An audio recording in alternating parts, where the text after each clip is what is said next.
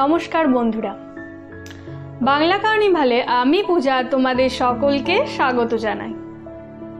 কেমন আছো বন্ধুরা? নিশ্চয়ই ভালো আছো।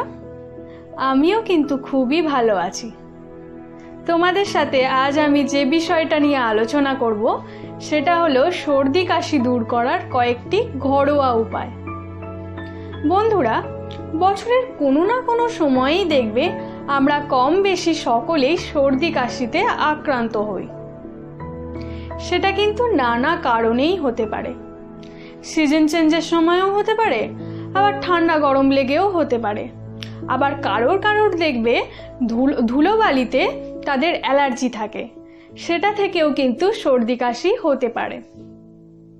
আর সর্দি কাশি হলে আমরা হয় ডাক্তারের শরণাপন্ন হই, অথবা নিজেরাই দেখবে দোকান থেকে ওষুধ কিনে ব্যবহার করি। তবে তোমরা যদি চাও তাহলে কিন্তু ওষুধ ছাড়াই কয়েকটা ঘরোয়া নিয়ম মানলেই তোমরা সর্দি কাশি থেকে দ্রুত মুক্তি পাবে। কি কি উপায়, সেই বিষয়েই তোমাদের সাথে আজ আমি আলোচনা করব। তবে তার আগে বন্ধুরা, যেটা সবসময় বলি, তোমাদের যদি এই অনুষ্ঠানটি ভালো লেগে থাকে প্লিজ তোমরা সাবস্ক্রাইব করো আমাদের চ্যানেলে। কিভাবে করবে দেখে নাও একবার আমাদের পর্দায়। সাবস্ক্রাইব করার জন্য প্রথমে সাবস্ক্রাইব অপশনে গিয়ে ক্লিক করতে হবে, তারপর বেল চিহ্ন দেখতে পাবেন, সেখানে ক্লিক করতে হবে। বন্ধুরা, প্রথমেই বলি মধুর কথা। মধু কিন্তু সর্দি কাশি দূর করতে খুবই সাহায্য করে। তোমরা 1 টেবিল চামচ মতো মধু আর 1 টেবিল চামচ লেবুর রস 1 গ্লাস গরম জলে ভালো করে মিশিয়ে নাও। এই লেবু মধুর শরবত খেলে কিন্তু তোমাদের সর্দি কাশি খুব সহজেই দূর হয়ে যাবে। এবার বলি মশলা চা।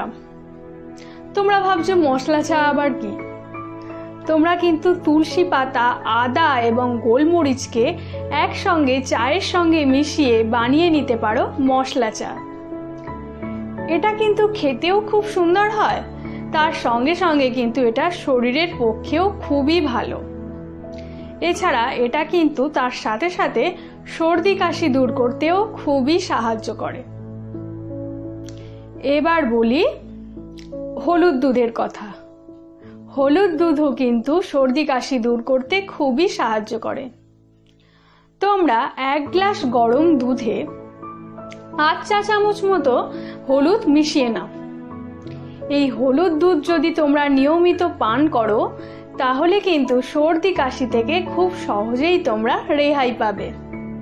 তো বন্ধুরা, আমি তো তোমাদের 3টে উপায় বলে দিলাম, খুব কিন্তু সহজ উপায়। তোমরা যে কোনো একটা ইউজ করে দেখো, তোমরা কিন্তু খুব সহজেই বিনা ওষুধে এই সর্দি কাশি থেকে রেহাই পাবে। তো বন্ধুরা, কেমন লাগলো আজকের এই অনুষ্ঠানটি? যদি তোমাদের ভালো লেগে থাকে প্লিজ তোমরা লাইক আর কমেন্ট করো, আর অবশ্যই শেয়ার করো কিন্তু অন্যদের সাথে। তো বন্ধুরা, আজ আমি এখানেই শেষ করছি। দেখা হবে আবার অন্য সময়। নমস্কার।